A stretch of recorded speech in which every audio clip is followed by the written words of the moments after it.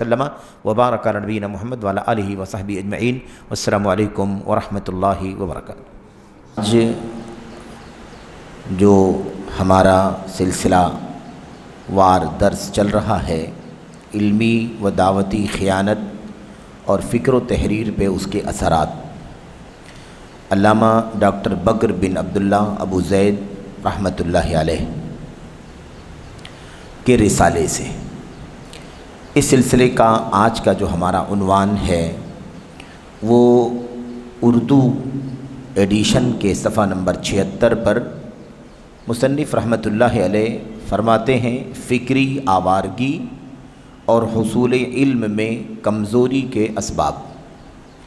فکری آوارگی، فکر آوارہ ہو جائے، فکر آزاد ہو جائے، فکر کا کوئی راستہ، کوئی رخ نہ ہو، فکر پر کسی طرح کا کوئی کنٹرول نہ ہو، جو جس طرح سے چاہے سوچے کرے، جس کی جو سمجھ میں آئے وہ راستہ پکڑ لے، اہلیت ہو نہ ہو، قابلیت، لیاقت، صلاحیت ہو یا مفقود ہو، نہ پائی جاتی ہو، آدمی کسی بھی طرف دوڑ پڑے، کوئی بھی محاذ اپنے ہاتھ میں لے لے، یہ جو فکری آوارگی ہے یہ، اور ایسے ہی حصول علم میں کمزوری، یہ علم حاصل کرنے میں کیوں لوگ کمزوری کا شکار ہیں، کیوں لوگ پسپا ہیں، پیچھے ہیں، کیوں اس میں آگے نہیں بڑھتے، کیوں اس میں دلچسپی نہیں لیتے، اس کے اسباب کیا ہیں؟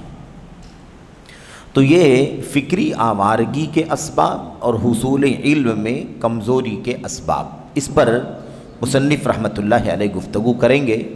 اور جیسا کہ آپ جانتے ہیں کہ مصنف رحمۃ اللہ علیہ کا جو اپنا دل نشیں انداز ہے، دلائل، حوالے اور ایسے ہی بسا اوقات اشعار وغیرہ کے ذریعے سے، اقوال وغیرہ کے ذریعے سے استدلال کرنا، اسی انداز میں مصنف رحمۃ اللہ علیہ اس مسئلے پر گفتگو کریں گے۔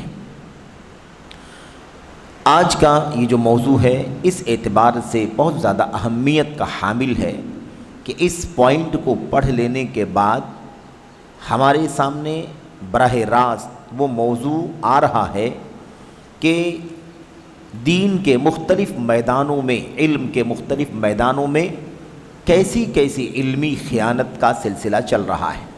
فتویٰ دینے میں علمی خیانت، حدیث کے باب میں علمی خیانت، فقہ اور مسائل کے باب میں علمی خیانت، ایسے ہی دیگر بہت سارے مسائل میں علمی دعوے داری، علمی خیانت، دعوتی خیانت، یہ سارے موضوعات انشاءاللہ تبارک و تعالی بستہ بستہ 15 نقاط پر آپ کے سامنے، ہمارے سامنے مصنف رحمۃ اللہ علیہ پیش کرنے والے ہیں۔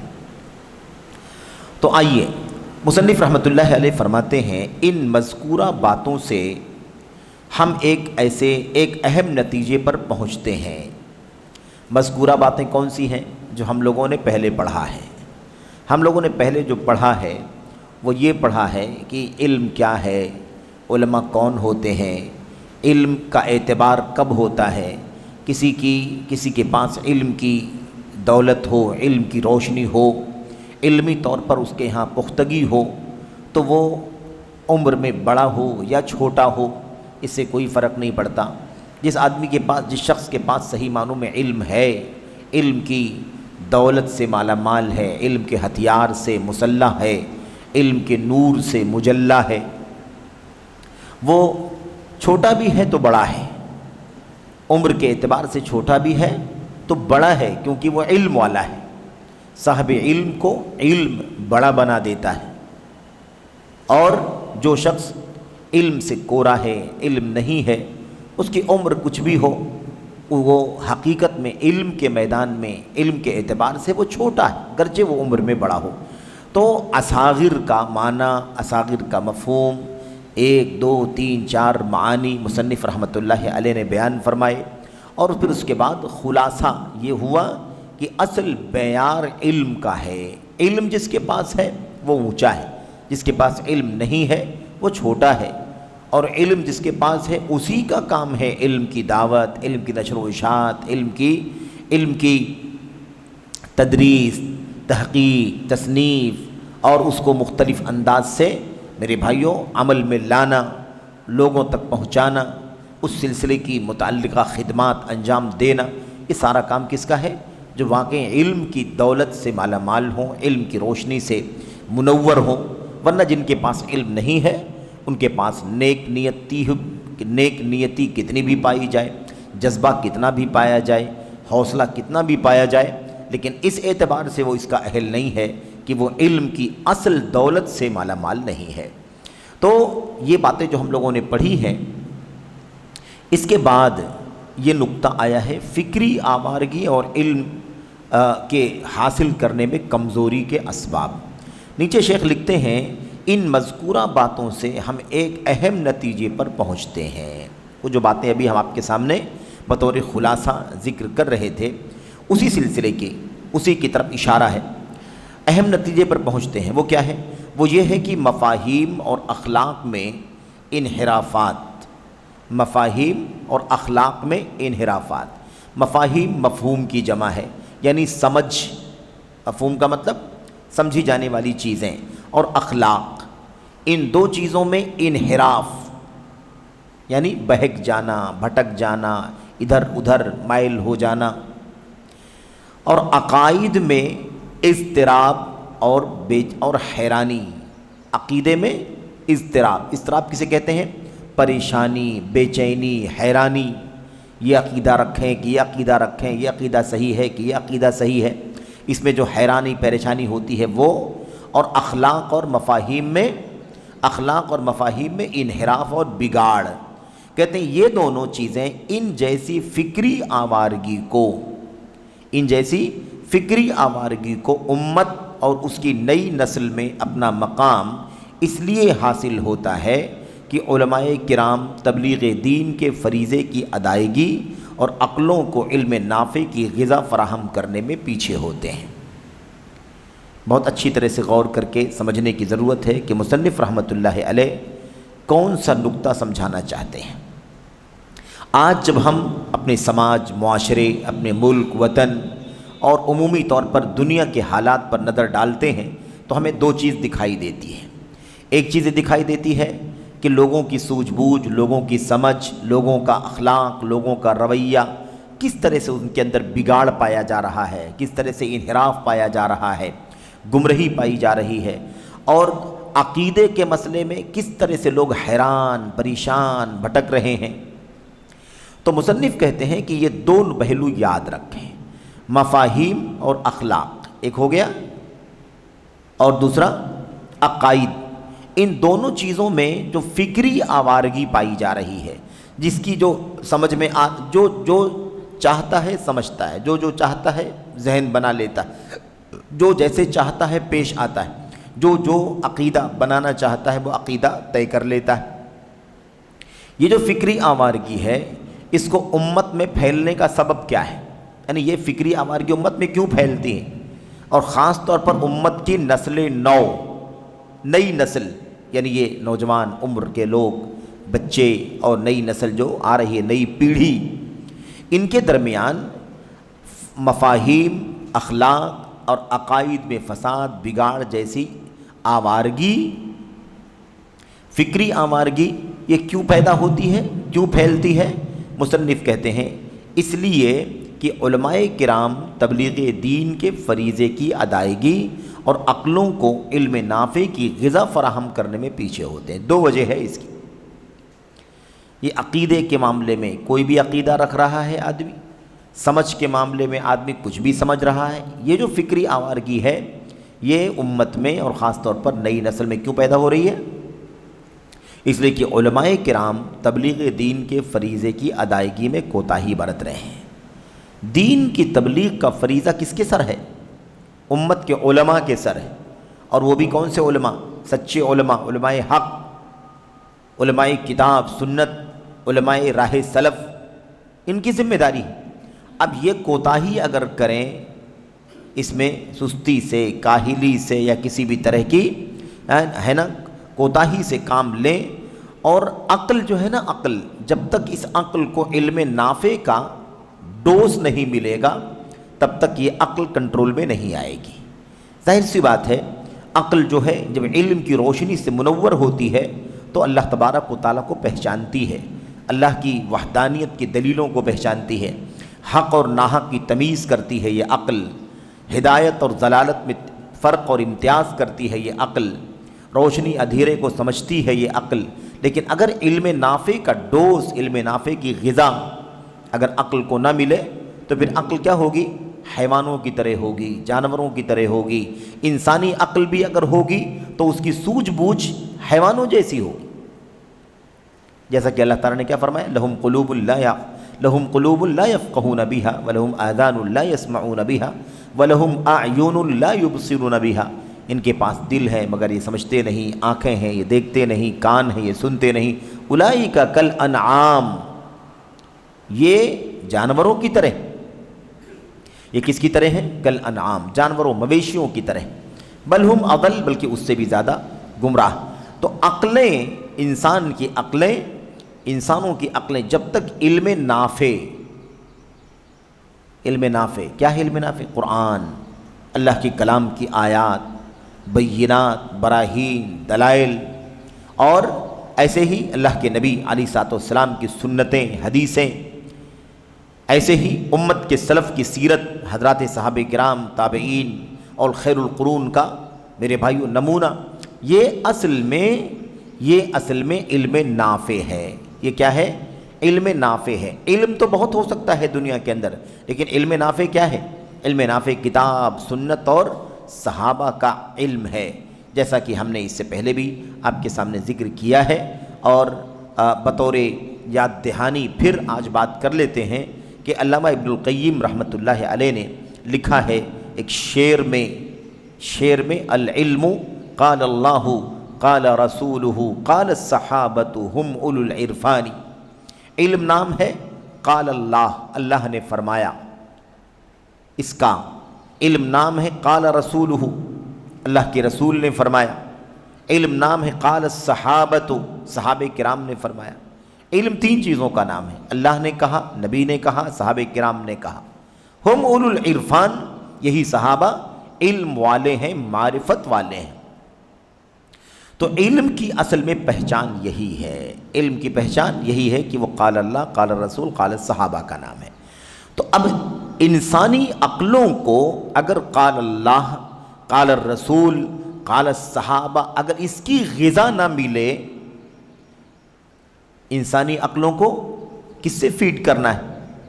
اللہ نے فرمایا، رسول نے فرمایا، صحابہ نے فرمایا، اس سے فیڈ کرنا ہے۔ اگر انسانی عقلوں کی فیڈنگ، غذا کی فراہمی اگر اس سے ہوگی، قرآن، سنت اور صحابہ کے طریقے سے، تو پھر انسانی عقلیں کنٹرول میں آئیں گی، ہدایت کے راستے پر رہیں گی، حق کو حق سمجھیں گی، باطل کو باطل سمجھیں گی۔ اور کیا کہا؟ ساتھ ہی ساتھ کیا کہا؟ تو اس میں پیچھے ہوتے ہیں علماء کرام اپنی دعوتی زندگی، دعوتی فریضے کی ادائیگی میں کوتاہی یا اس سے پیچھے رہتے ہیں، اور انسانی عقلوں کو علم نافع کی غذا پہنچانے میں پیچھے رہتے ہیں۔ اس وجہ سے فکری آوارگی پیدا ہوتی ہے۔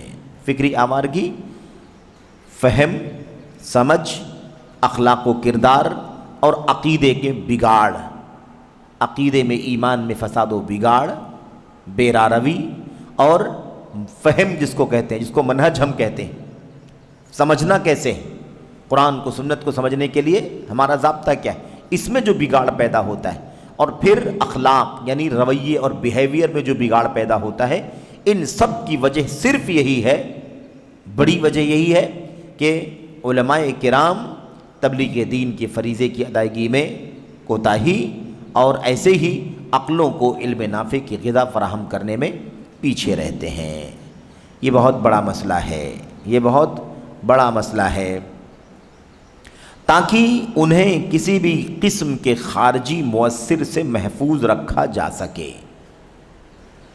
بھئی اگر اہل علم صحیح معنوں میں اپنی ذمہ داریاں ادا کریں اور سچے علماء میدان میں رہیں، وہ لوگ نہیں جو سچے علماء نہیں ہیں یا علم کے اس مقام پر نہیں ہیں جس مقام پر ہونا چاہیے، تو ایسی صورت میں انجام کیا ہوگا؟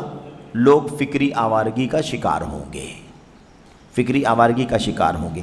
اس سے بچانے کے لیے یہی تدبیر ہے کہ اللہ کے دین، قرآن، سنت اور صحابہ کرام کی جو روشنی ہے اسے سچے علماء صحیح معنوں میں اپنی ذمہ داری سمجھتے ہوئے لوگوں کو پہنچائیں، تاکہ عقلوں کو علم نافع کی غذا ملے اور عقلوں میں بگاڑ پیدا نہ ہو، اور اسی طریقے سے کسی بھی قسم کے خارجی مؤثر، یعنی باہر کی کوئی چیز جو انسانی عقل کو افیکٹ کرے، اس پر اثر ڈالے، اس سے انسانی عقل متاثر نہ ہونے پائے، یہ بڑی ذمہ داری ہے۔ یہ کیا ہے؟ بڑی ذمہ داری ہے۔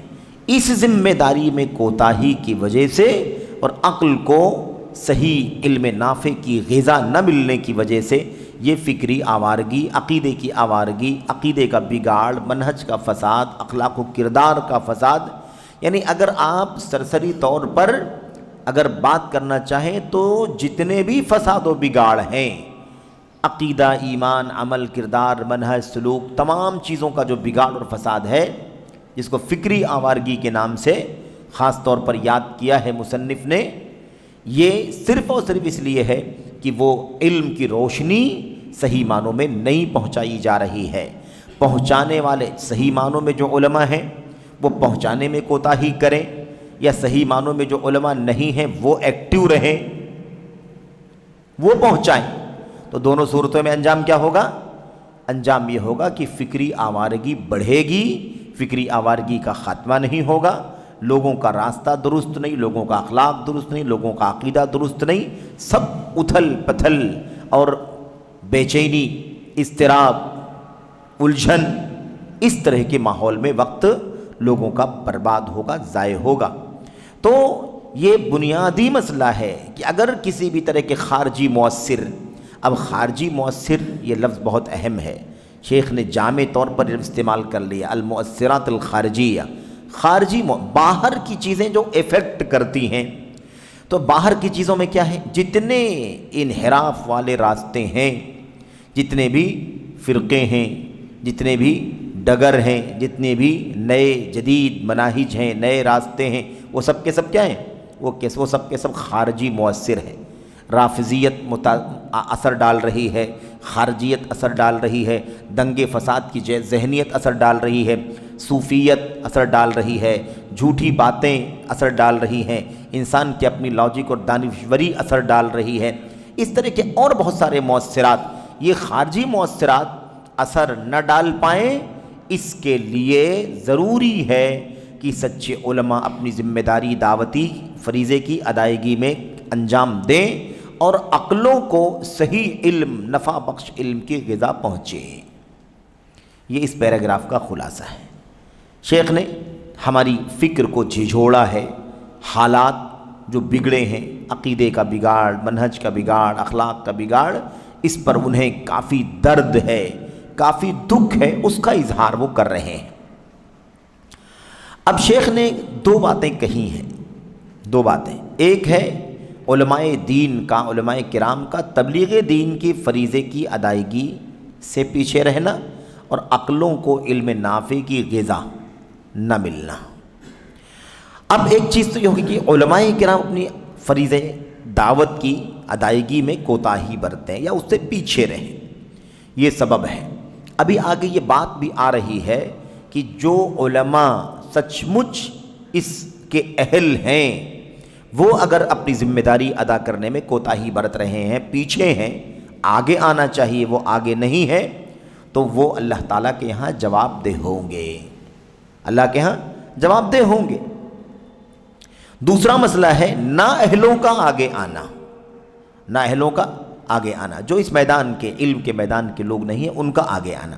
تو علماء کرام اپنی ذمہ داریوں سے پیچھے رہیں، تو علماء کرام پیچھے رہیں، یہ سبب ہے، لیکن جو سچے علماء نہ ہوں، صحیح معنوں میں علماء نہ ہوں، اگر وہ یہ کام کریں تو بھی وہی رزلٹ آنے والا ہے جو رزلٹ علماء کے، صحیح علماء کے اپنی ذمہ داری ادا نہ کرنے کا نتیجہ ہے، بلکہ اس سے بھی زیادہ بدتر نتیجہ نکلے گا جب نااہل لوگ اس معاملے میں گھسپیٹ کرنا شروع کر دیں گے، جیسا کہ آگے ساری تفصیلات آ رہی ہے۔ مصنف آگے کہتے ہیں جبکہ اہل علم و ایمان کی بنیادی ڈیوٹی ذمہ داری یہی ہے۔ اہل علم کی، اہل ایمان کی سب سے بڑی ذمہ داری کیا ہے؟ یہی کہ لوگوں کو اللہ تعالیٰ کا دین پہنچائیں۔ ایمان اور علم دو چیزیں ہیں۔ ایمان اور علم کا ذکر شیخ نے کیا ہے، کیوں؟ اہل علم و ایمان کہا ہے۔ اللہ تعالیٰ قرآن کریم میں کیا فرماتا ہے؟ یرفع اللہ الذین آمنوا منکم والذین اوتوا العلم درجات۔ یرفع اللہ الذین آمنوا منکم، اللہ تعالیٰ تم میں سے ایمان والوں کو بلند کرتا ہے، والذین اوتوا العلم، اور جن کو علم دیا گیا ہے۔ ایمان کے ساتھ علم ضروری ہے۔ ایمان کے ساتھ علم بھی رہے تو ایسی صورت میں ایسے علماء جو ایمان والے، علم والے ہیں، ان کی بنیادی ذمہ داری، بنیادی ڈیوٹی اور ان کا فریضہ منصبی یہی ہے کہ وہ امت کو علم نافع پہنچائیں۔ دعوتی ذمہ داری، فریضے کی ادائیگی کرنے میں کسی بھی طرح کی کوتاہی نہ کریں، یہ ذمہ داری ہے۔ امام قرطبی رحمۃ اللہ علیہ نے غالباً لکھا ہے اپنی تفسیر میں کہ اللہ تعالیٰ نے فرمایا ہے کہ یرفع اللہ الذین آمنوا منکم والذین اوتوا العلم درجات، ایمان والے اور جن کو علم اللہ نے دیا ہے ان کے درجات کو اللہ بلند فرماتا ہے۔ تو یہاں صاف کہتے ہیں جو ایمان والا، علم والا بھی ہے، وہ اس سے کہیں زیادہ اونچے درجے پر ہے جو صرف ایمان والا ہے، علم والا نہیں ہے۔ ایمان کے ساتھ علم والا مقدم ہے، برتر ہے اس سے جو صرف ایمان والا ہے، علم والا نہیں ہے۔ بلکہ صحیح بات تو یہ ہے کہ صحیح علم کے بغیر صحیح ایمان بھی حاصل نہیں ہو سکتا۔ صحیح علم کے بغیر صحیح ایمان حاصل نہیں ہو سکتا۔ صحیح معنوں میں یا کہہ لیجیے کہ کمال کا ایمان، بھرپور ایمان، اللہ تبارک و تعالیٰ کے ہاں نجات دینے کے معیار کا ایمان آدمی کو اسی وقت حاصل ہو سکتا ہے جب علم کے ذریعے سے اس ایمان کو دلائل کی روشنی ملے۔ سنن وغیرہ کی وہ روایت جس میں صحابہ کہتے ہیں کہ تعلمنا الایمان ثم تعلمنا القرآن فازددنا بذلک ایمانا، یا پہلے ہم نے ایمان سیکھا اور پھر ہم نے قرآن کریم سیکھا، تو ایمان تو سیکھا پہلے، لیکن قرآن کریم اس کے بعد جب سیکھا تو اس قرآن کے علم کے ذریعے سے ہمارے ایمان میں اضافہ ہو گیا۔ تو قرآن کا علم، سنت کا علم، یہ بنیادی چیز ہے ایمان کی جلا کے لیے، ایمان کی اصالت اور بنیادی مضبوطی کے لیے، صحت کے لیے، سلامتی کے لیے، اس کی سیکیورٹی کے لیے ضروری ہے کہ ہمیشہ علم سے اس کو منور کیا جاتا رہے، اپڈیٹ کیا جاتا رہے۔ تو یہ بہرحال ضمناً یہ بات آ گئی۔ مصنف کہتے ہیں کہ یہ ایمان والوں کی، علم والوں کی بنیادی ڈیوٹی اور ذمہ داری ہے کہ امت اور خاص طور پر نئی نسل کو دعوتی فریضے کے ذریعے سے پیغام پہنچائیں اور ان کی عقلوں کو علم نافع کا ڈوز دیتے رہیں، غذا فراہم کرتے رہیں۔ کہتے ہیں اور اسی وجہ سے اس ذمہ داری کی ادائیگی سے پیچھے رہنے والا اپنی کوتاہی کے بقدر گناہ کا مستحق ہوگا۔ دیکھا آپ نے کیا کہا مصنف نے؟ صاف مصنف نے کہا اسی وجہ سے اس ذمہ داری کی ادائیگی سے پیچھے رہنے والا اپنی کوتاہی کے بقدر گناہ کا مستحق ہوگا۔ علماء کی ذمہ داری ہے کہ اپنے لوگوں کو اللہ کا دین پہنچائیں، اس کی دعوت دیں، اس کی روشنی سے انہیں منور کریں۔ اگر وہ کوتاہی کرتے ہیں تو جتنی کوتاہی کریں گے اتنے گناہ کے مستحق ہوں گے۔ یہاں ایک مسئلے کو مصنف رحمۃ اللہ علیہ نے صاف کر دیا۔ وہ مسئلہ کیا ہے؟ آج کل کے حالات کے تناظر میں جب تعالم، علمی دعوے داری، برادرز اور سسٹرز کا ایک طوفان کھڑا ہے جو صحیح علم سے، گہرے علم سے، عقیدے، حدیث، فقہ، تفسیر، فتاوی، مسائل، علوم شریعت سے نابلد ہیں، الا ماشاء اللہ تھوڑی بہت معلومات انہیں ہے، لیکن وہ علم اور دعوت کے میدان میں گھسپیٹ کیے ہوئے ہیں اور جدید وسائل کے ذریعے سے اپنی شہرت کا سارا انتظام انہوں نے کر رکھا ہے۔ ایسے ماحول میں ایک شبہہ خاص طور پر بڑے شد و مت کے ساتھ پیش کیا جاتا ہے۔ وہ شبہہ کیا ہے؟ جب آپ سمجھائیں یا ہمارے علماء سمجھائیں، ڈاکٹر بکر بن عبداللہ ابو زید رحمۃ اللہ علیہ اس طرح کی کتابیں لکھ کر کے ساری امت کی رہنمائی کریں، تو لوگ کہتے ہیں کہ بھئی ہم لوگ اگر غلط کر رہے ہیں تو اس کی وجہ یہ ہے کہ آپ علماء کام نہیں کر رہے ہیں، آپ علماء اپنی ذمہ داری نہیں سمجھ رہے ہیں، علماء اپنی دعوتی ذمہ داری، دعوتی فریضے کی ادائیگی میں پیچھے ہیں، کوتاہی برت رہے ہیں، اس لیے ہمیں مجبوراً اس میں آگے آنا پڑ رہا ہے۔ آپ پیچھے ہیں تو ہمیں آگے آنا پڑ رہا ہے۔ تو اس سلسلے میں شیخ نے اس کا جواب دے دیا ہے کہ اگر فرض کر لو کہ واقعی علماء کوتاہی کر رہے ہیں، تو علماء اگر کوتاہی کر رہے ہیں تو ان کی سزا ان کو ملے گی۔ کہتے ہیں اسی وجہ سے اس ذمہ داری کی ادائیگی سے پیچھے رہنے والا اپنی کوتاہی کے بقدر گناہ کا مستحق ہوگا۔ لیکن آپ تو اس کے اہل ہی نہیں ہیں، تو آپ کیسے وہ کام کر سکتے ہیں؟ اہلیت نہیں ہے نا آپ کے پاس۔ یہاں بات کیا ہو رہی ہے؟ علماء اپنی ذمہ داری سے پیچھے ہیں۔ علماء کون؟ علماء ذمہ داری سے پیچھے ہیں۔ تو ایک ہے علماء ہونا اور ایک ہے ذمہ داری ادا کرنا۔ وہ علماء تو ہیں لیکن ذمہ داری ادا کرنے سے پیچھے ہیں۔ آپ علماء میں نہیں ہیں، علم کے اس مقام پر نہیں ہیں جس مقام پر آپ کو ہونا چاہیے، تو پہلے وہ تو پورا کریں، پہلے اس شرط کو تو پورا کریں، اس مقام پر تو پہلے پہنچے۔ علماء پیچھے ہیں، آپ تو علماء ہی نہیں ہیں، تو آپ آگے کیسے آ سکتے ہیں؟ پہلے کام کیا ہے؟ پہلے کام ہے علم حاصل کرنے کا، بعد میں ہے اسے پہنچانا، اور اس کی جو نشر و اشاعت کا جو اس کا فریضہ ہے اس کی ادائیگی کرنا۔ تو یہ بات بہت ہی واضح ہے کہ بھئی جو اہل ہے کوتاہی کر رہا ہے، اللہ تعالیٰ کے ہاں اسی کے بقدر گناہ کا مستحق ہوگا، اللہ کے ہاں جواب دے گا۔ وہ آگے آیتیں آ رہی ہیں، تفصیلات آ رہی ہیں، جواب دے گا۔ جو اپنی ذمہ داری ادا نہیں کرے گا اللہ کے ہاں جواب دہ ہوگا۔ لیکن جو ذمہ داری ادا کرنے کے لائق ہی نہیں ہے، وہ ذمہ داری کیسے ادا کر سکتا ہے؟ بھئی ایک دم عام مثال لے لو، ایک دم عامی کی مثال لے لو، عامی جس کے لیے بعض علماء نے لکھا ہے کہ تقلید کرنا جائز ہے۔ علماء نے لکھا کہ عامی کے لیے تقلید جائز۔ ایک آدمی روڈ پر پتھر توڑتا ہو، علم سے بالکل کورا، اسے کچھ نہیں معلوم ہے، بس خاندانی طور پر وہ بھی مسلمان ہے، اس کا نام مسلمان ہے، وہ نہ علم جانتا ہے، نہ دلیل جانتا ہے، نہ حوالہ سمجھتا ہے، نہ صحیح غلط سمجھتا ہے، نہ ضعیف سمجھتا ہے، کچھ نہیں معلوم اسے۔ لیکن اسے اتنا معلوم ہے کہ بھائی کسی سے کوئی چیز پوچھ لینا چاہیے، کیونکہ میں تو کچھ نہیں جانتا ہوں، جاہل ہوں۔ وہ اگر کسی سے پوچھ لے تو علماء کہتے ہیں کہ وہ جو پوچھے اور اس کو بتانے والا جو بتائے، اس کو دلیل ولیل جاننے کی ضرورت نہیں ہے، کیونکہ وہ جان ہی نہیں سکتا ہے، سمجھ ہی نہیں سکتا ہے، اس لیے وہ اس کی کیا کر لے؟ تقلید کر لے۔ بعض علماء نے اس کو تقلید کا نام دیا ہے، لیکن ہم اس بات کو سمجھتے ہیں دلائل کی روشنی میں کہ حقیقت میں یہ خود تقلید نہیں ہے، بلکہ یہ بھی کیا ہے؟ یہ بھی علم ہے، تقلید نہیں ہے، یہ اتباع ہے۔ امام علامہ ابن حزم رحمۃ اللہ علیہ اپنی کتاب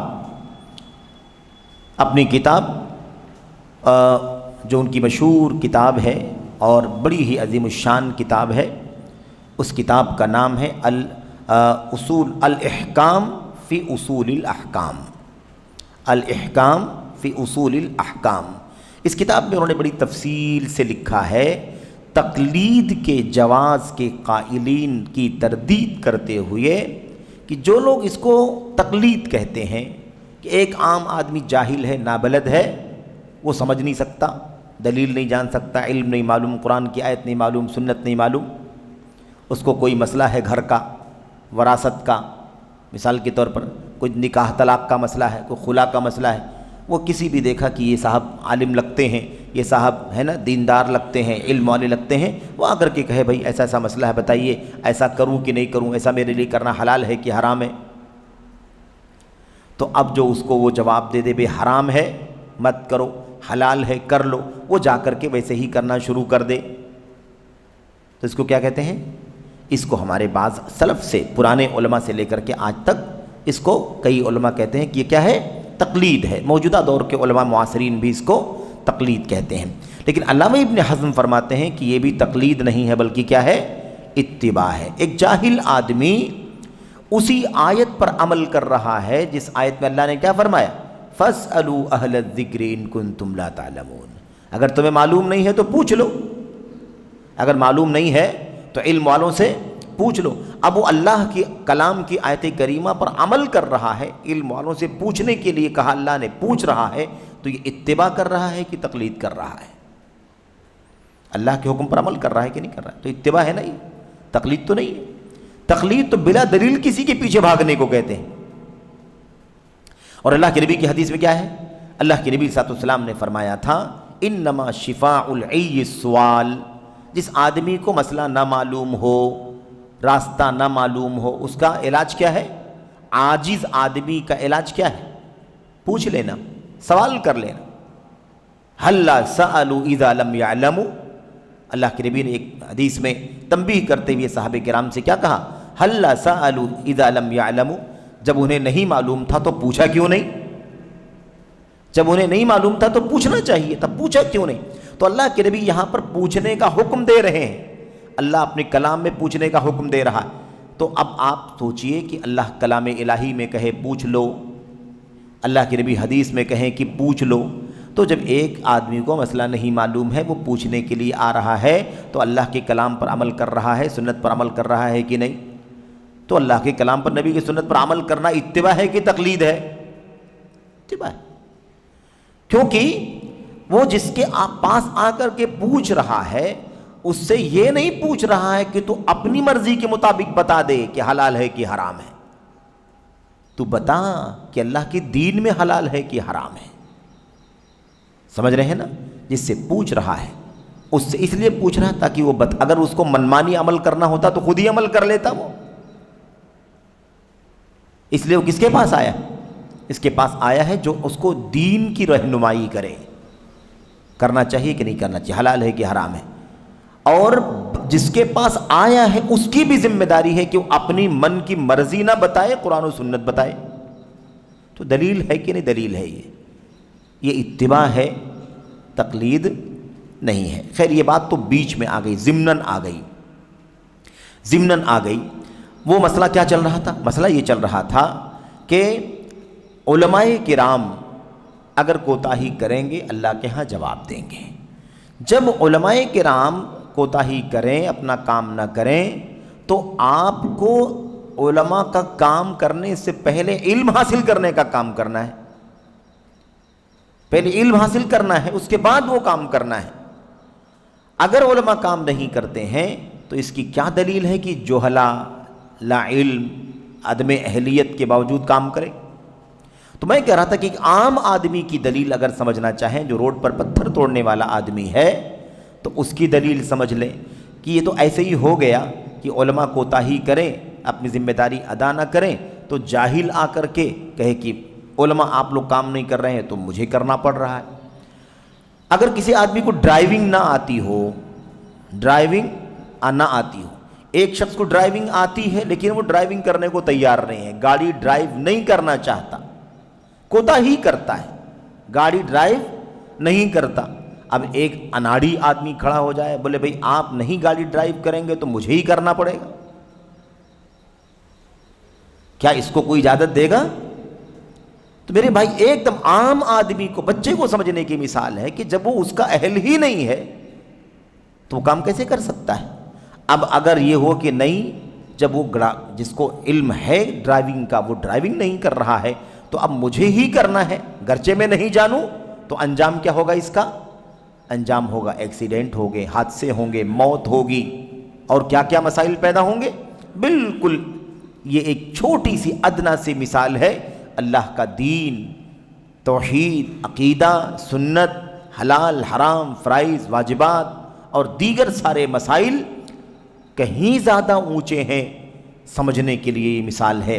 تو آپ بتائیے کہ وہاں تو جان جائے گی لیکن یہاں پر انسان کا ایمان جائے گا، انسان کا عقیدہ بگڑے گا، آدمی کا راستہ بگڑے گا، آدمی رافضی یا تو آدمی شرک میں، بت پرستی میں، کفر میں، نفاق میں، الحاد میں، دہریت میں چلا جائے گا، اور یا تو فکری طور پر اگر منہجی طور پر بگڑے گا تو رافضیت، خارجیت، عقلانیت، اعتزال اور انکار سنت اور کہاں کہاں چلا جائے گا۔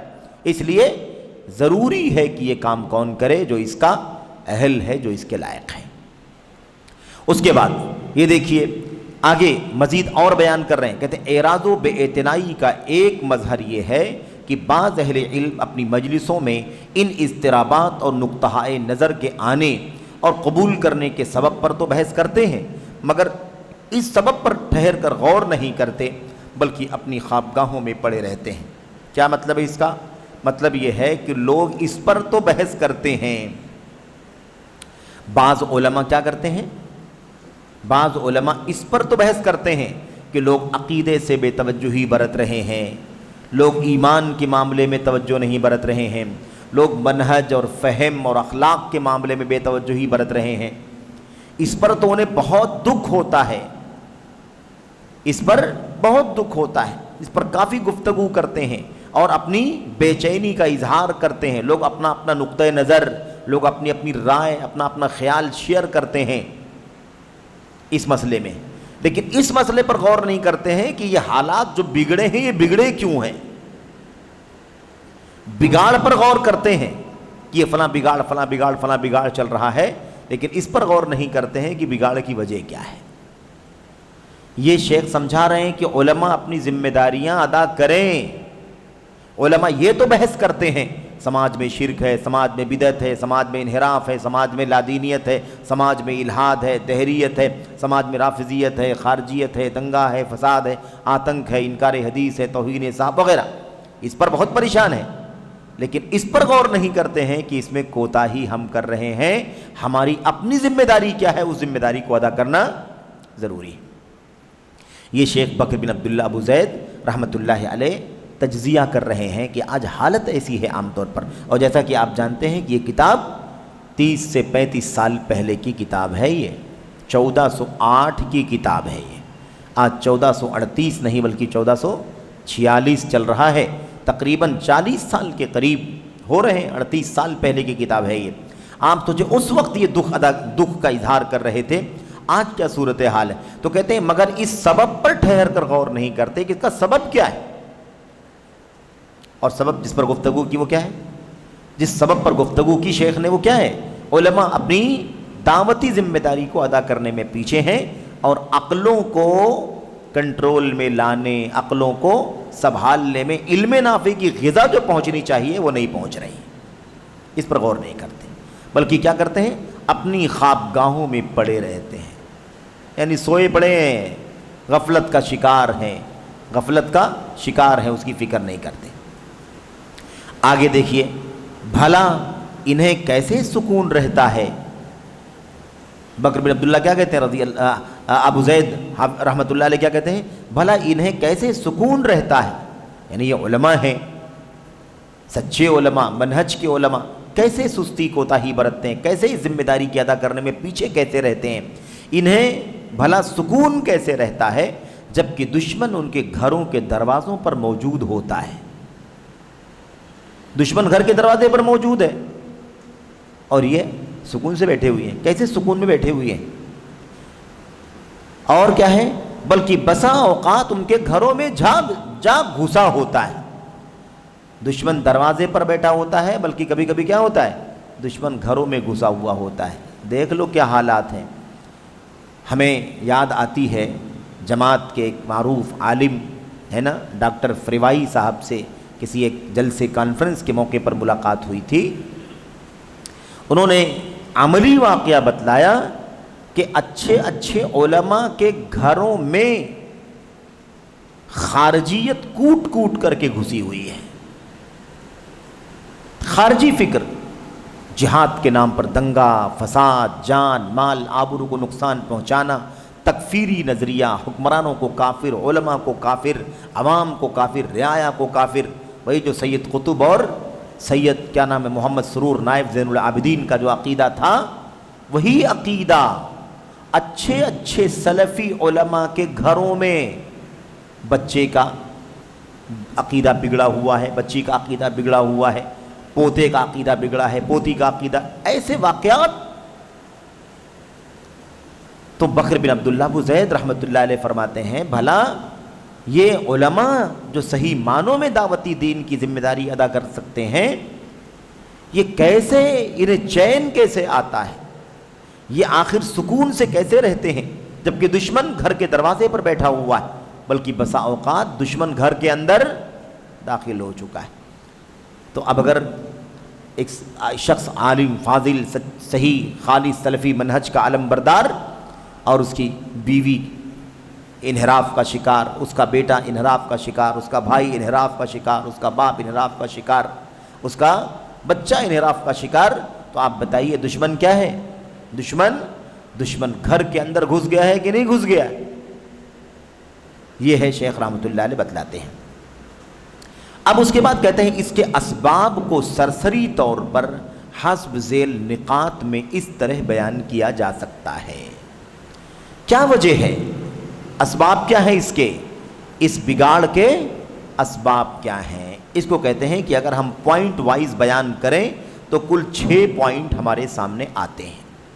6 پوائنٹ. نمبر 1 کہتے ہیں کہ نمبر 1 اہلیت و لیاقت مندوں کا، یعنی جن کے پاس ایبلٹی ہے، صلاحیت ہے، علم ہے، منہج ہے، عقیدہ ہے، گہرائی ہے، ایسے اہلیت اور لیاقت مندوں کا فریضہ تبلیغ اور دور حاضر کے میدان میں اترنے سے کنارہ کشی اختیار کرنا. پہلی وجہ کیا ہے بھائی؟ یہ جو گمراہی، انحراف، فساد پایا جا رہا ہے، اس کی پہلی وجہ کیا ہے؟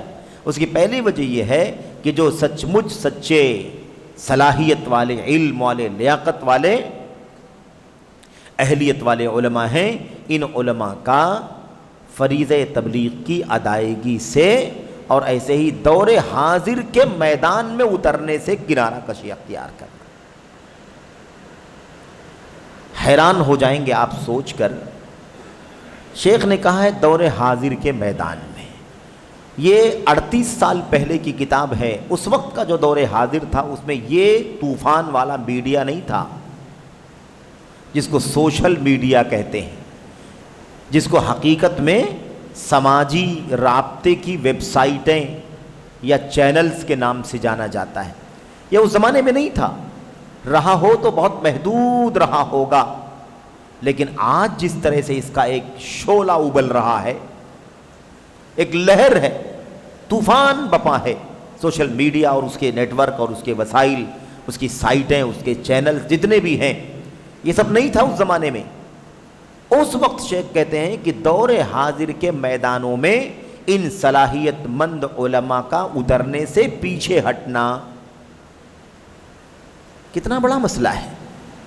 اس وقت کا جو میدان تھا دور حاضر، اس وقت نہیں اترے تو اتنا بڑا فساد پیدا ہوگا. تو آج اتنا بڑا طوفان ہے، جگہ جگہ انحراف، جگہ جگہ بگاڑ، جگہ جگہ فساد، عقیدہ، ایمان، منہج، راستہ، فرائض، واجبات، اللہ کے حقوق، بندوں کے حقوق، مسلمانوں کے حکمران ولی امر کے حقوق، اسلامی ملک اور کی رعایا کے حقوق، اس کے پاپولیشن کے حقوق، یہ سارے حقوق پامال کیے جا رہے ہیں. آپ سوچئے کہ اس وقت ان صلاحیت مند صحیح علم اور منہج کے علماء کو اپنی ذمہ داری ادا کرنے کی کتنی ضرورت ہے. اگر اس طوفان کے دور میں سچے علماء کنارہ کشی اختیار کریں گے، فریضے تبلیغ میں پیچھے رہیں گے، یا مثال کے طور پر دور حاضر میں رہنمائی کرنے کے لیے نہیں اتریں گے، تو یہ سوشل میڈیا کا طوفان عوام کو نہ جانے کہاں لے جا کر چھوڑے گا. جیسا کہ آپ دیکھ رہے ہیں، جیسا کہ آپ عام طور پر حالات ایسے دیکھ رہے ہیں. تو یہ پہلی وجہ ہے جس کی وجہ سے یہ حالات بگاڑ، فساد پایا جا رہا ہے. نمبر 2، دوسرا کیا ہے سبب؟ صحیح اور ستھرے تعاون کی کمزوری. صحیح اور شفاف تعاون نہیں ہے، کوپریشن نہیں ہے. کوئی صحیح منہج کا کام کر رہا ہے تو اس کے ساتھ تعاون نہیں ہے۔ جو اس مشن کے لیے ضروری تعاون ہونا چاہیے وہ ضروری تعاون میسر نہیں ہے۔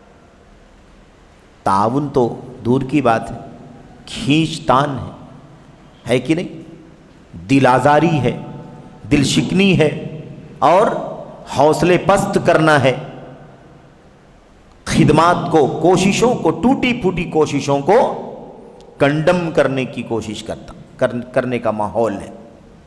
طرح طرح سے تانے دینا، زد و کوب کرنا، مختلف انداز سے، میرے بھائیوں جس کو ٹارچر کرنا کہا جاتا ہے، اس طرح کے ماحول ہے۔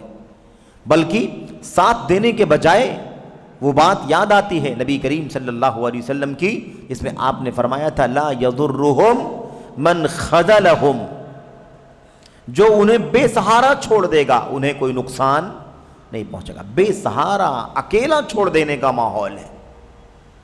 تانے، تشنیع، الزامات، برے القاب، تشدد، انتہا پسندی، جارحیت، اس طرح کے الفاظ سے سچے منہج کے علماء کو میرے بھائیوں یاد کیا جا رہا ہے۔ یہ شیخ بن بکر بن عبداللہ ابو زید رحمۃ اللہ علیہ کہنا چاہتے ہیں۔ اور اگر اپنے ماحول میں اگر آپ دیکھنا چاہیں تو آپ کو اس کی تو دسیوں بیسیوں مثالیں مل جائیں گی، صبح و شام سب کچھ برداشت ہے، ہر چیز کا استقبال ہے، دعوت کا جذبہ، تبلیغ کا جذبہ، جذبے کا استقبال ہے، لیکن خالص منہج اور خالص مشن کی دعوت کا استقبال عام طور پر نہیں ہے۔ اس کے خلاف تہمت تراشی، بہتان بازی، مختلف غیر مناسب القاب اور ناموں سے نوازنا، زد و کوب کرنا، یہ عام طور پر ماحول ہے۔ صحیح منہج کے علماء انگلیوں پر گنے جا سکتے ہیں، صحیح فکر رکھنے والے ذمہ داران انگلیوں پر نادر ہو چکے ہیں، انگلیوں پر گرے جا سکتے ہیں۔ میرے بھائی یہ صورتحال ہے۔ تو شیخ بن بکر بن عبداللہ بن ابو زید نے کیا کہا؟ صحیح اور ستھرے تعاون کی کمزوری، جس کی وجہ سے حالات بگڑ رہے ہیں۔ نمبر 3، بیماریوں کی تشخیص اور ان کے علاج کی جانب توجہ کی کمی۔ بیماری جب پکڑ میں نہیں آئے گی تو علاج کیسے ہوگا؟ پر بیماری کی پہچان ہونی چاہیے نا کہ بیماری ہے کیا۔ سارا معاملہ منہج کے فساد کا ہے، اس پر آدمی بات ہی نہیں کرنا چاہتا، وہ آدمی سوچنے کو تیار نہیں ہے کہ اصل معاملہ کیا ہے، منہج کا فساد ہے۔ اب آپ دیکھیے، بیماریوں کی تشخیص اور ان کے علاج کی جانب توجہ کی کمی۔ ایک طرف سارا انتشار منہج کے بگاڑ کی وجہ سے ہے، سنت کا راستہ، صحابہ کرام سلف امت کا راستہ صحیح معنوں میں اگر ہے امت کے اندر تو انتشار ختم ہو جائے گا۔ جتنا انتشار ہے، جتنی فرقہ واریت، جتنی دھڑ بندیاں ہیں، جتنی گروہ بندیاں ہیں، اس کا مجموعی سبب کیا ہے؟ نبی کی سنت کی راہ کو چھوڑ دینا، صحابہ کرام کے مشن کو چھوڑ دینا، صحابہ کرام کے آئیڈیل کو چھوڑ دینا۔ یہ بنیادی وجہ ہے کس کی؟ اختلاف، انتشار، فرقہ واریت۔ لیکن مسئلہ یہ ہے کہ یہی وجہ ہے فرقہ واریت کی، اس لیے صحیح سنت کا راستہ بتانا ضروری ہے امت کو، صحابہ کرام کا، سلف امت کا راستہ بتلانا ضروری ہے امت کو، ہے کہ نہیں؟ لیکن آج ہو کیا رہا ہے؟ ہو یہ رہا ہے کہ یہ سلف امت کے منہج کی رہنمائی کرنے کو لوگ اتحاد کا ذریعہ سمجھنے کے بجائے اسے انتشار کا ذریعہ سمجھتے ہیں۔ بیماری کیا ہے، اس کی تشخیص کیسے ہوگی؟ بیماری کو علاج سمجھ لیا جائے اور علاج کو بیماری، تو پھر علاج کہاں سے ہوگا؟ بکر بن عبداللہ ابو زید رحمۃ اللہ علیہ بڑی دردانگیزی سے یہ بات کہہ رہے ہیں کہ بیماریوں کی تشخیص یعنی اس کی پہچان کہ ہے کیا بیماری۔ ایک مریض ڈاکٹر کے پاس جب جاتا ہے، معالج کے پاس، تو معالج پہلے اس کی بیماری کی تشخیص کرتا ہے، بعد میں علاج پیش کرتا ہے۔ پہلے بیماری جاننا ضروری ہے۔ ایسے ہی بلا بیماری کی تشخیص کے کوئی بھی علاج نہیں کیا جا سکتا، کہ وہ علاج نہیں ہوگا وہ بیماری کو بڑھا دے گا، جان لیوا مہلک ثابت ہوگا۔ اس لیے ضروری بیماری کی تشخیص۔ اب بیماری کی جو تشخیص، اب کہتے ہیں کہ بھئی منہج کی بات مت کرو، منفیات سے اپنے آپ کو بچاؤ، نگیٹیوز مت بولو، یہ غلط ہے، یہ غلط ہے، یہ غلط ہے، یہ باطل ہے، یہ انحراف مت بولو۔ یہ بولنے سے کیا ہوگا؟ کہتے ہیں یہ بولنے سے انتشار پیدا ہوگا، جبکہ حقیقت یہ ہے کہ انتشار کیوں ہے؟ انتشار ہے اسی لیے کہ اللہ کے نبی کی سنت کا اور صحابہ کرام کا راستہ لوگوں نے چھوڑ دیا۔ تو وہی ہوا کہ نہیں ہوا کہ بیماری کو علاج اور علاج کو بیماری بنا دیا گیا۔ یہ خطرناک مسئلہ ہے۔ تو یہ بات یاد رکھیں، بیماریوں کی تشخیص اور ان کے علاج کی جانب توجہ کی کمی۔ اچھا، اگر بیماری جان بھی گئے ہیں تو علاج میں جو دلچسپی ہونی چاہیے، علاج میں کمزوری، کوتاہی ہے۔ کتنے لوگ ہیں جو بیماری جانتے ہیں لیکن اس کا علاج کرنے کے لیے آگے نہیں آتے ہیں؟ اس کے پیچھے کیا اسباب ہیں؟ اللہ عالم، کیا سوچتے ہیں، کیوں ایسا کرتے ہیں؟ کہیں نہ کہیں وہی سوچ ہے کہ اس طرح کی باتیں کرنے سے بلا وجہ کا مسئلہ کھڑا ہوگا، اختلاف ہوگا، آپس میں انتشار پیدا ہوگا، لے دے ہوگی۔ اس سے بچنے کے لیے بہتر ہے کہ اس طرح کے مسائل کو چھیڑو ہی مت۔ ایسے مسائل کو ہی صرف چھیڑو جن مسائل میں ہمارا، ان کا، فلاں کا، علاں کا کوئی اختلاف نہیں ہے۔ ایسے مسائل چھیڑو جس میں کوئی اختلاف کسی کا، سب کو اتفاق ہے، ایسے مسائل چھیڑو۔ ایسے مسائل عقیدے منہج کے چھیڑو ہی مت جس میں ہمارا اور ان کا اختلاف ہے۔ تو یہ راستہ خطرناک راستہ ہے۔ اسی راستے کو تو، اسی مشن کو تو حسن بنا نے اپنی تحریروں سے، تقریروں سے پھیلایا دنیا کے اندر۔ حسن بنا کا جو نعرہ تھا، الاخوان المسلمون جو فرقہ ہے، اس کے بانی حسن البنا، ان کا نعرہ کیا تھا؟ ان کا نعرہ یہی تھا میرے بھائیو، انتشار نہ پیدا ہو، اختلاف نہ پیدا ہو۔ اس کے لیے کیا کہتے تھے وہ؟ کہتے تھے نتعاون فیما بیننا فیما اتفقنا علیہ ویعذر بعضنا بعضا فیما اختلفنا فیہ۔ خلاصہ اس کا معنی کیا ہے؟ کہتے ہیں ہمارا، ہم سب کا جن چیزوں میں اتفاق ہے، میں بھی آپ بھی دونوں اس کے قائل ہیں، نہ ہمارا کوئی اعتراض ہے نہ آپ کا کوئی اعتراض ہے۔ ایسے مسائل میں ہم ایک دوسرے کے ساتھ کوآپریٹ کریں گے۔ یعنی کیا مطلب؟ آپ بھی وہ کام کریں گے، ہم بھی وہ کام کریں گے، دونوں مل کے وہ کام کریں گے، نتعاون، مل کے ایک دوسرے کا تعاون کریں گے۔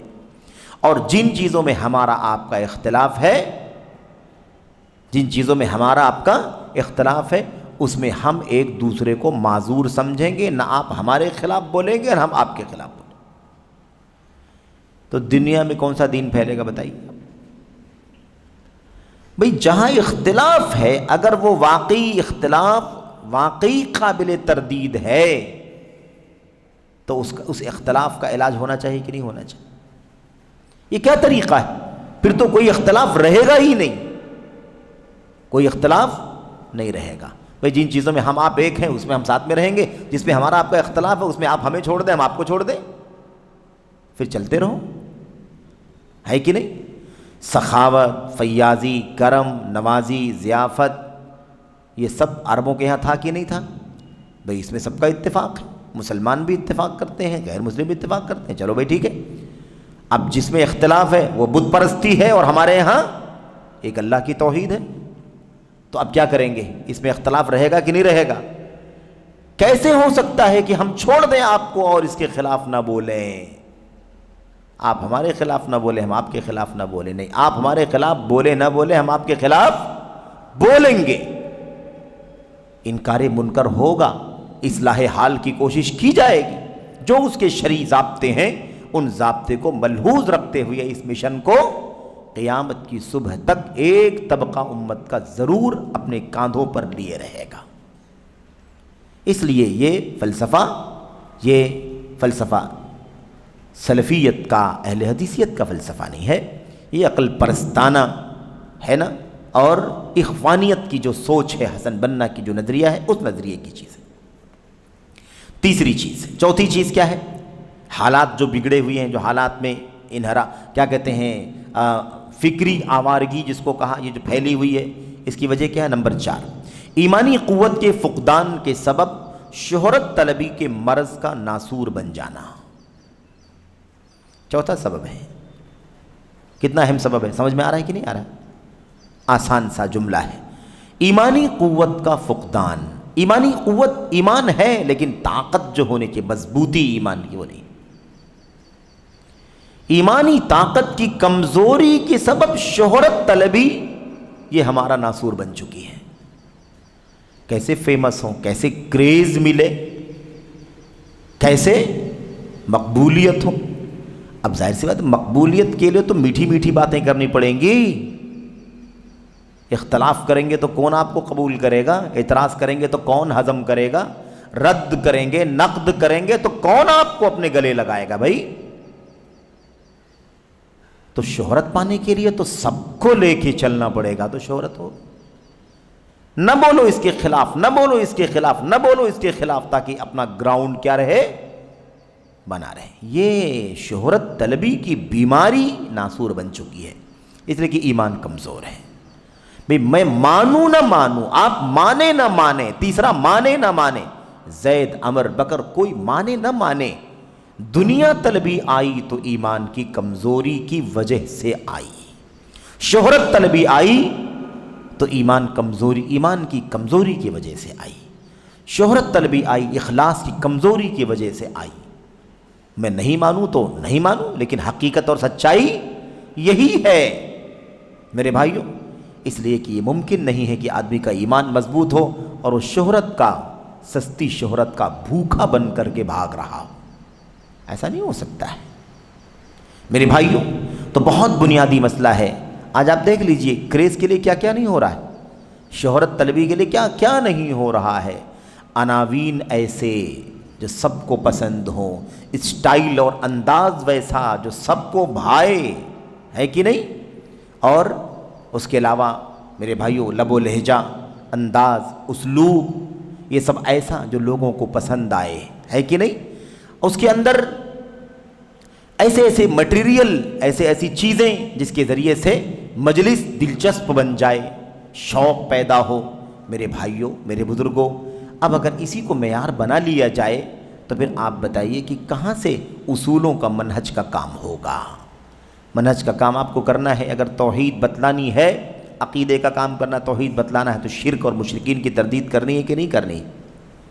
سنت کی دعوت دینی ہے تو آپ کو سنت اور اس کی عظمت بیان کرنا ہے، تو سنت کے مخالفین، سنت کے خلاف، سنت کے مخالف اور سنت کے مخالفین، بدعت اور اہل بدعت پر میرے بھائیو آپ کو رد اور نقد کرنا ہے کہ نہیں کرنا ہے؟ کوئی آئے کھڑا ہو جائے اور کہے کہ بھئی کیا ضرورت ہے کرنے کی، تو پھر وہی بات آئے گی۔ اللہ تبارک و تعالیٰ قرآن کریم میں کہتا ہے، آپ کہیے وَأَنَّ هَذَا صِرَاطِي مُسْتَقِيمًا فَاتَّبِعُوهُ وَلَا تَتَّبِعُوا السُّبُلَ، یہ میرا سیدھا راستہ، اس پر چلو اور دوسرے راستوں پر مت چلو۔ تو سیدھے راستے پر چلنے کی تعلیم بھی دینی ہے اور دوسرے راستوں سے بچنے کی تعلیم بھی دینی ہے۔ علیکم بسنتی وسنت الخلفاء، اور آگے چل کر کے وَإِيَّاكُمْ وَمُحْدَثَاتِ الْأُمُورِ، سنت کا راستہ بھی بتلانا ہے، بدعت سے آگاہ بھی کرنا ہے۔ ابن مسعود رضی اللہ تعالیٰ عنہ کیا کہتے ہیں؟ اتبعوا ولا تبتدعوا، اتباع کرو، بدعتوں سے اپنے آپ کو بچاؤ۔ تو جہاں آپ کو حق بتلانا ہے وہیں باطل سے بے نقاب، باطل کو بے نقاب بھی کرنا ہے۔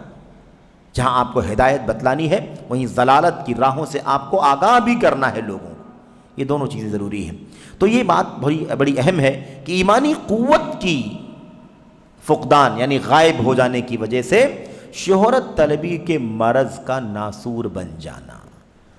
شہرت، سستی شہرت، اور آج تو میڈیا، یہ والا میڈیا، سوشل میڈیا جس کو کہتے ہیں، اللہ اکبر، اس پر بنے رہنے کے لیے کیسے کیسے جتن ہو رہے ہیں۔ آپ دیکھیے کیسے کیسے جتن، اس کو کیسے پروموٹ کیا جانا، کیسے بڑھایا جانا، کیسے پیسے خرچ کیے جانا، کیسے ٹیکنیکل اس کے لیے انرجی لگانا، سارا چل رہا الا ماشاء اللہ۔ تو یہ چوتھا سبب ہے جس کی وجہ سے حالات کا، منہج کا فساد، عقیدے کا بگاڑ، مفاہیم کا بگاڑ، اخلاق کا بگاڑ پایا جا رہا ہے۔ نمبر 5، طالب علم اور کتب سلف کے مابین تعلق اور وابستگی کے بندھن کا ٹوٹ جانا۔ ایک دم حرف پر چلنا، غور سے سننا پڑھنا۔ طالب علم اور کتب سلف کے درمیان تعلق اور جوڑ کا ٹوٹ جانا۔ اب طالب علم آج کیا پڑھتا ہے؟ سلف کی کتابیں پڑھے گا تب تو مسئلہ سمجھ میں آئے گا ہمیں۔ میں ایک ادنا طالب علم، اگر میں کتب سلف کو نہیں پڑھوں، اس کی لاجک، اس کی دانشوری، اس کی فکر، اس کا نظریہ، اس پارٹی کا ذمہ دار، اس فرقے کا ذمہ دار، اور اس کی پارٹی کی خصوصیات، اس کی پارٹی کے ایمز اور اہداف اور مقاصد پر میں اگر چلوں تو کیا حال ہوگا بھائی؟ کیا حال ہوگا؟ ایسے ہی سلف کی کتابوں کو چھوڑ کر میرے بھائیوں کون سی کتابیں پڑھیں؟ عقلانی کی فکر والی کتابیں، عقلانی فکر والی کتابیں، لاجک اور دانشوری والی کتابیں، اس کو پڑھنا شروع کر دوں میں؟ جہاد کے نام پر فساد اور تکفیر کی کتابیں پڑھنا شروع کر دوں میں؟ کیا حال ہوگا بتائیے؟ یہ سب سے بڑے مسائل میں سے ایک مسئلہ ہے کہ طالب علم اور کتب سلف کے درمیان جو رابطہ ہونا چاہیے، مضبوط رابطہ، تعلق اور وابستگی، اس کا بندھن کیا ہو چکا ہے؟ ٹوٹ چکا ہے۔ یہ عام بڑا عجیب و غریب مسئلہ بن گیا ہے۔ تو لوگوں کو آج کل تو میرے بھائیوں بہت بڑا مسئلہ، شیخ شاید آگے گفتگو کریں گے۔ آپ تو آج صورتحال یہ ہے کہ کتب سلف کے مابین تعلق، آج تو کتابوں سے تو وابستگی ہی نہیں ہے۔ کتب سلف کے تو بہت دور گیا مسئلہ۔ آج کل تو سوشل میڈیا، فلاں کو فالو کرنا، فلاں کو فالو کرنا، فلاں کو فالو کرنا، فلاں کا لیکچر، فلاں کا مسئلہ، فلاں کا فتویٰ، فلاں کی تقریر، فلاں کے سوال جواب سیشن، یہ مسئلہ چل رہا ہے۔ بھائی اس سے بحث نہیں کرنا چاہتے لوگ کہ بھئی اس کا منہج سلف کا منہج ہے کہ نہیں ہے۔ سارا تعلق کس سے بنا ہوا ہے؟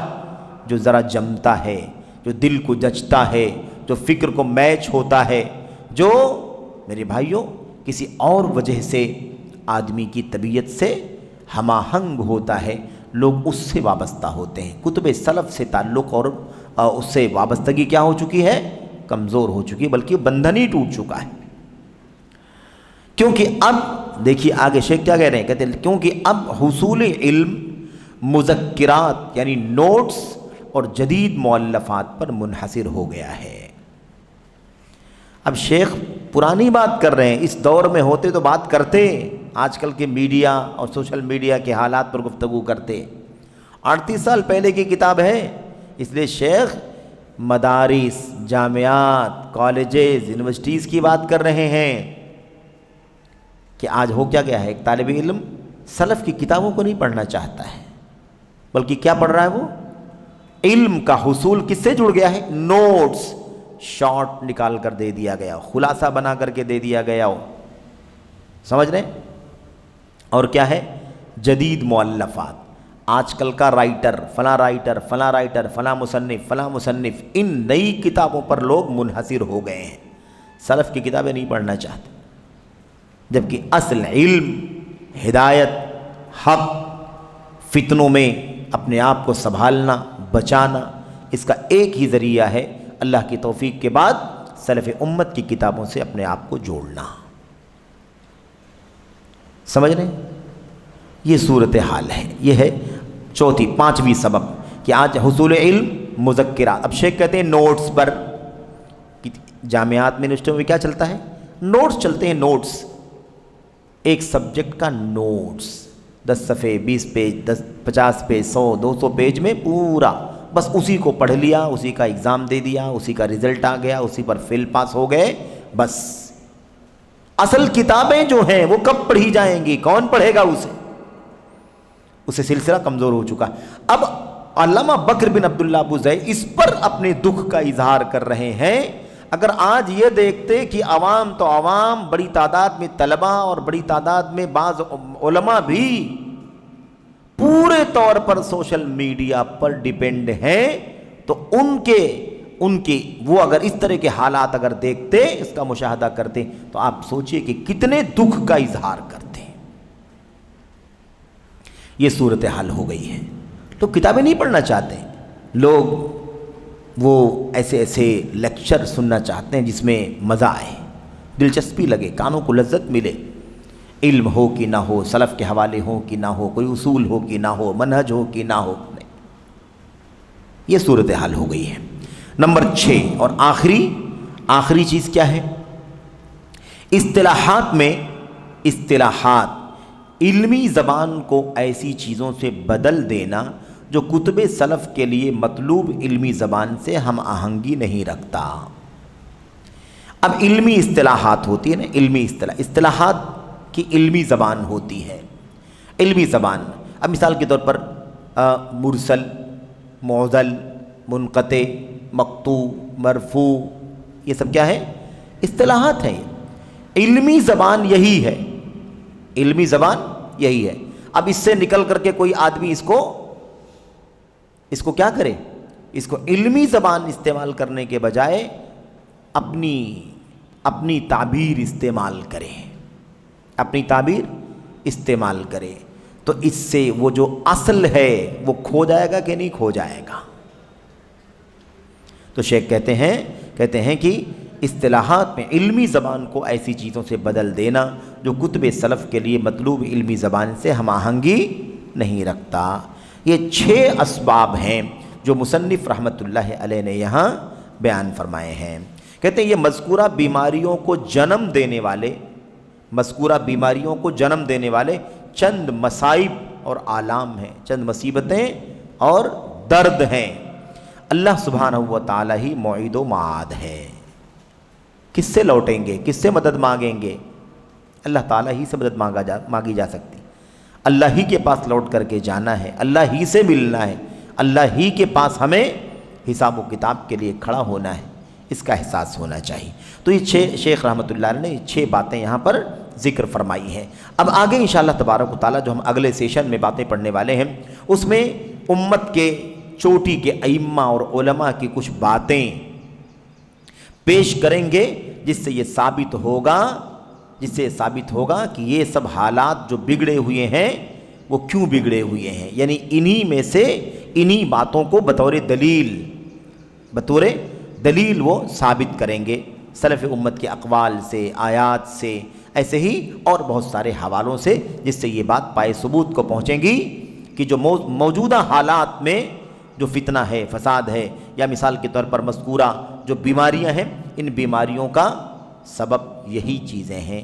اس پر گفتگو کریں گے انشاءاللہ تبارک و تعالی۔ اللہ سے دعا کرتے ہیں کہ اللہ تعالی ہمیں اور آپ کو حصول علم سے بے توجہی برتنے، کمزوری اختیار کرنے، اور جو فکر اور عقیدے اور منہج کا بگاڑ آ چکا ہے اس کے جینیون اسباب پر غور کرنے کی توفیق عطا فرمائے۔ اصل اسباب کیا ہیں؟ ادھر ادھر کی باتیں کرنے کا کوئی حاصل نہیں ہے، ایکچول اسباب کیا ہیں؟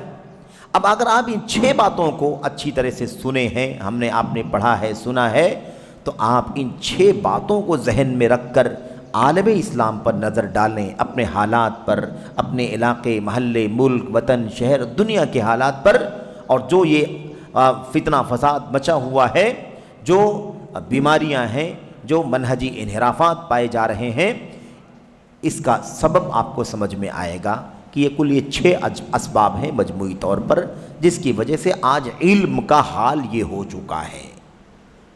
اللہ سے دعا ہے کہ اللہ تبارک و تعالی ہمیں ان باتوں پر غور کرنے کی توفیق عطا فرمائے، اور اس کے لیے اس کے علاج کے لیے جو مستند، معتبر اور کارآمد، مفید، نفع بخش لائحہ عمل ہو سکتا ہے، اسے اختیار کرنے کی توفیق عطا فرمائے۔